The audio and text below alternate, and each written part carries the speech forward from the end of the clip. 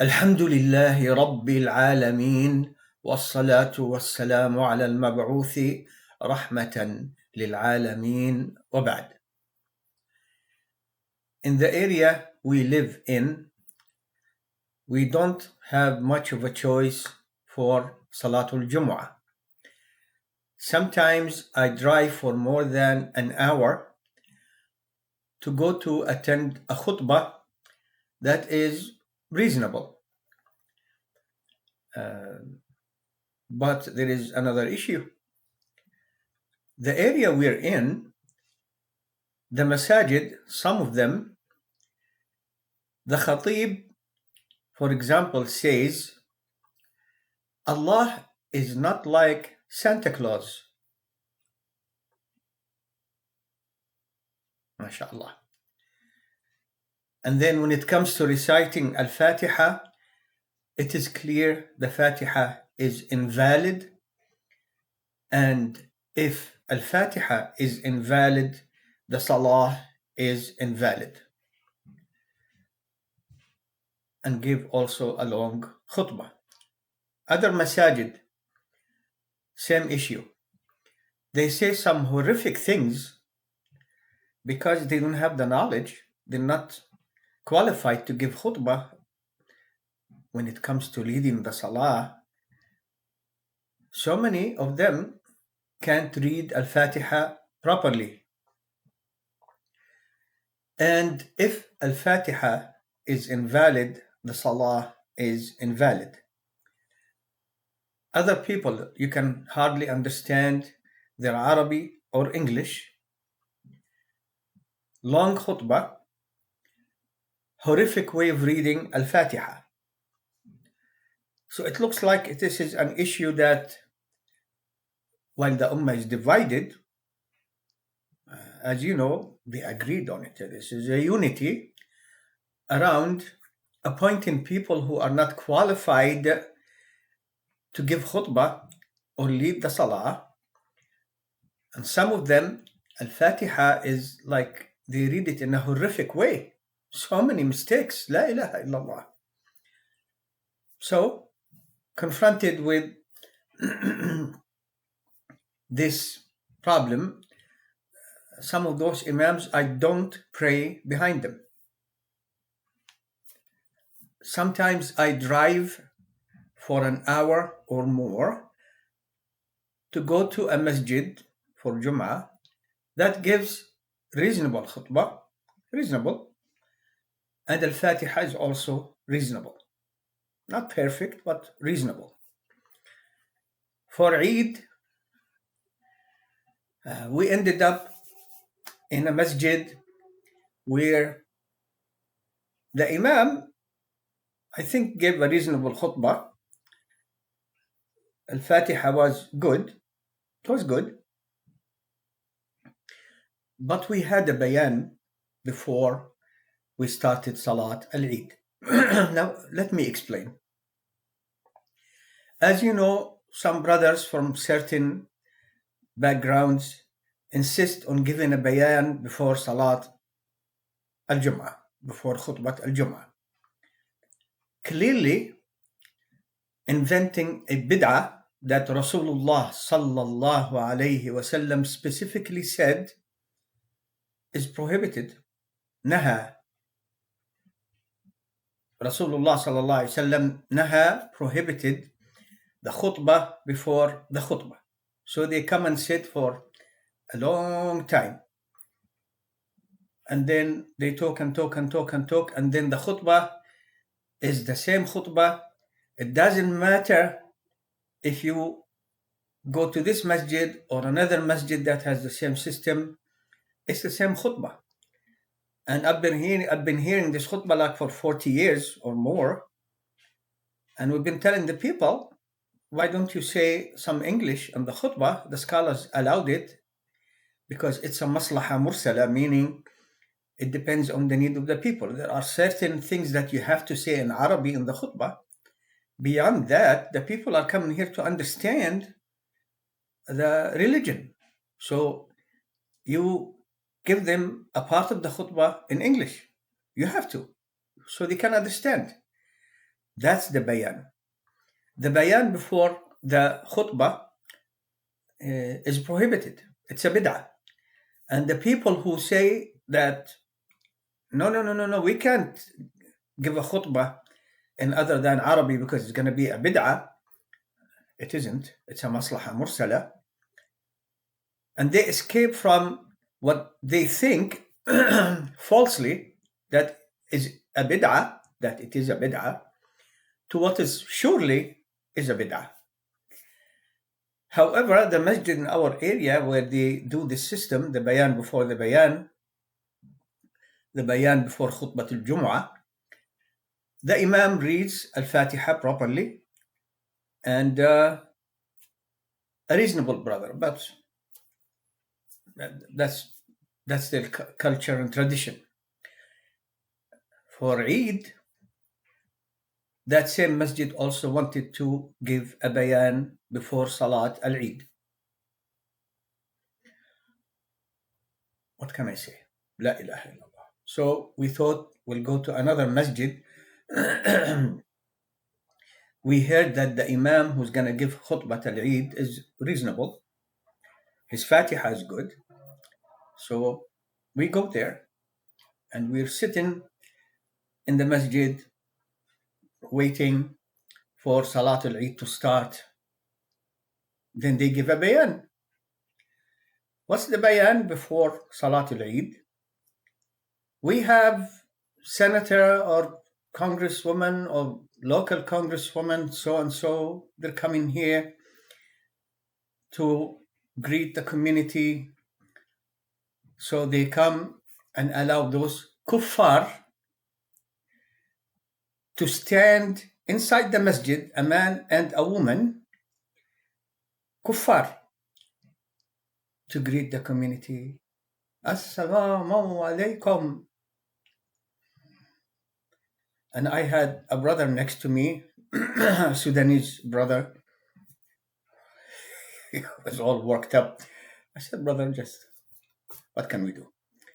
So, Muslim community, we, congratulate you, whatever, Ramadan, oh yeah. The bayan finishes, they go.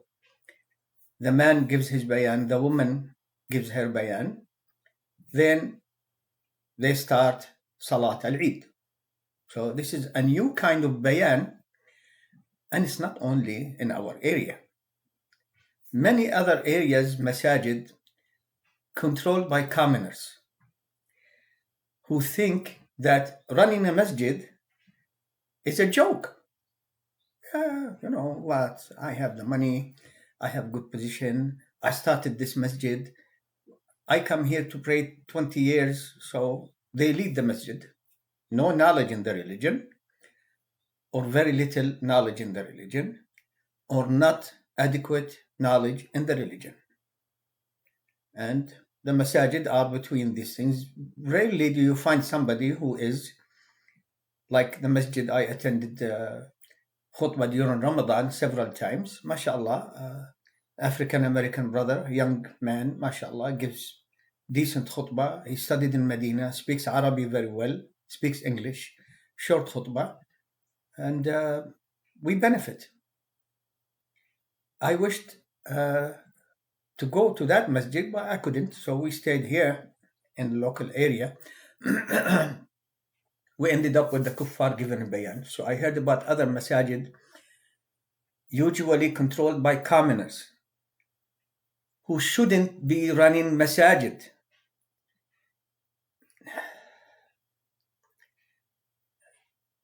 Are you allowed in this society here to start a clinic without having the degrees?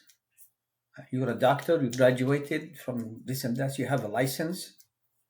No, because you're going to be in serious trouble. You didn't study the religion. You have really very basic information about Islam, and I'm having a good thought here about many of them.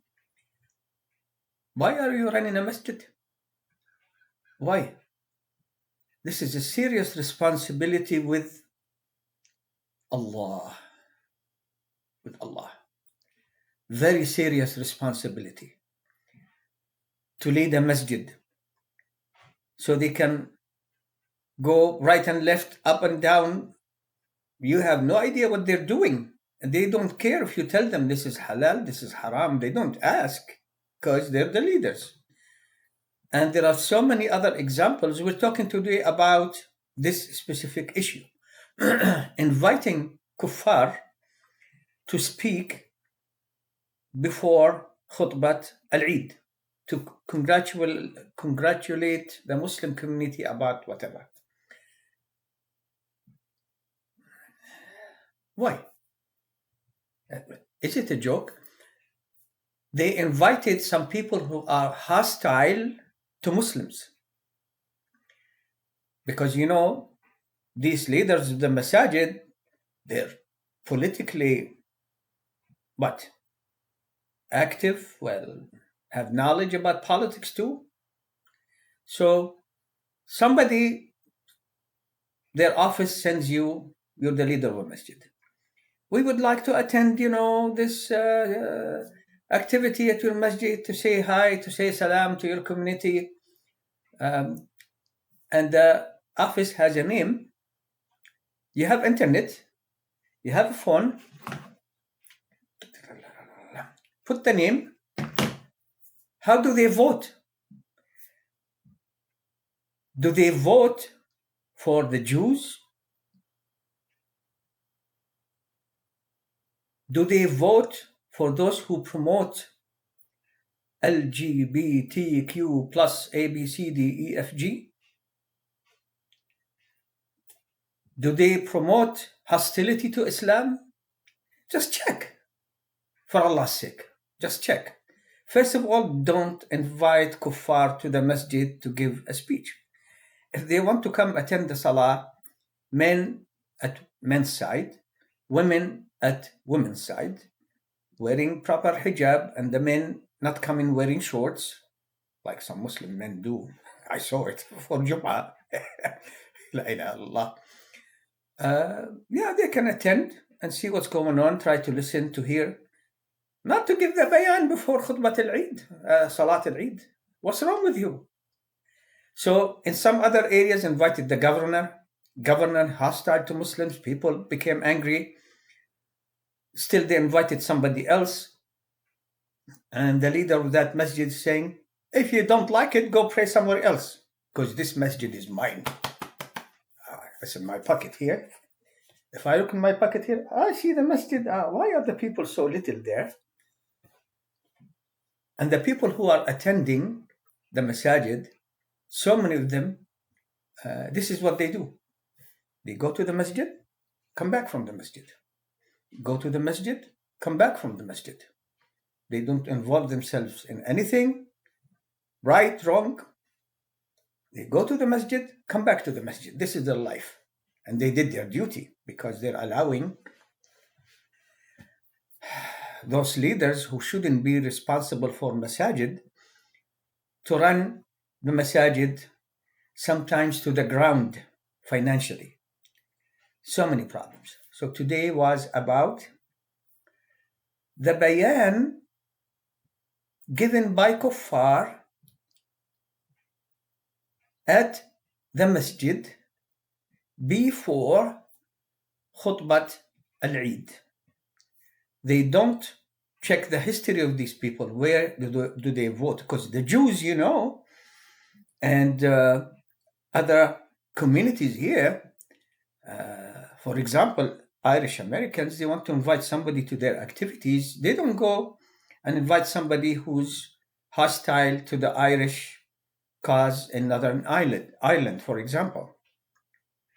They bring somebody who's sympathetic, so that that person knows that, I have a community here. Maybe I can count on their political support. So they benefit. Jews, when did you ever hear of Jews having some of those activities? Yom Kippur, Yom Sagur, Yom whatever, that they brought a Muslim, like me, a student of knowledge, to give a khutbah before their khutbah. Did you ever hear of that? Or they bring somebody who's not sympathetic to the Jews, meaning they have to be 100% pro-Zionist. You know, the President Biden here, Sleepy Joe, he's been sleepy. He wakes up. The Jews, they, Hamas, cut the heads of children and threw them away. Even his own office said that's a lie. He wouldn't apologize. Take money, take weapons, support, promises, this and that. And he calls himself a Zionist. Why would you come? We have a Palestinian community somewhere. Palestinian activities about letting the people know, for example, and I hope to see this, the names of the towns that the Jews stole the land and change the name of the towns to let people know where Ibn Hajar al-Asqalani came from. Gaza, where the grandfather of Rasulullah sallallahu alayhi wasallam went to visit, Hashim. The scholars of Islam from this town and that town. The Jews would not invite politicians who are not pro-Israel. They have to be pro-Israel. And those who come to those activities with the Jews, they're counting on support and they compete with others, you know. I said we're going to send $16 billion to the Jews so they can continue killing the Palestinians in Gaza, 33,000, 2/3 of them women and children. We need more. The others say, no, I'm going to send 30 billion. 45. Anyone more? Yeah, you're the one. You can count on our vote. These people, they bring somebody who's hostile to Islam, to the Palestinian cause, to the cause of the Muslims in China, or in India, or Kashmir, or in Burma. Why? Why do you bring your enemies and give them respect? What's wrong with you? Yeah, people, yeah, Muslims, yeah, leaders of masajid, yeah, communities of masajid. What's wrong with you? For the sake of Allah, what's wrong with you? Those masajid who have reasonable leaders and good Muslims who are trying to help the Muslims, they respect the Imam who has knowledge, the only one who has knowledge in the masjid. They give them a voice, they respect them, they try to teach and do good things. They never do these things. There's so many of them in America. So many masajid in America, they have drowned, not up to here, up to there. Bringing kuffar, having activities where they bring Kafir children to associate with Muslim children. Enter faith.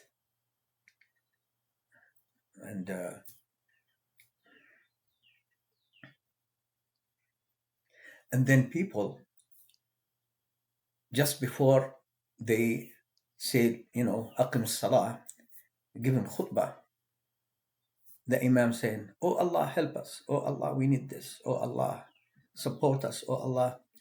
And we see things are getting worse in general for Muslims. What happened to the dua?